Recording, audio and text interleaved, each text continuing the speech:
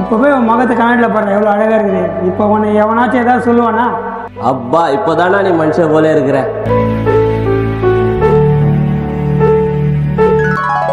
இல்லையா சார், என்ன முடி வெட்டிட்டு ஃபீல் பண்ணிக்கிறியா?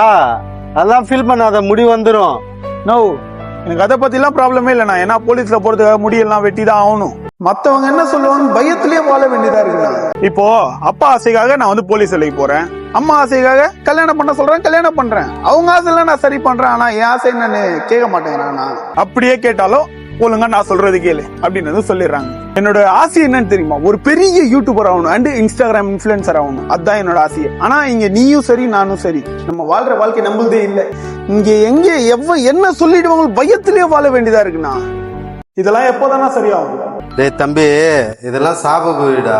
நம்ம எல்லாம் பிறகுக்கு முன்னே இருந்தது, இதெல்லாம் மாத்தவே முடியாது. அப்போ நம்ம வாழ்க்கையில மாறவே மாறாதானா?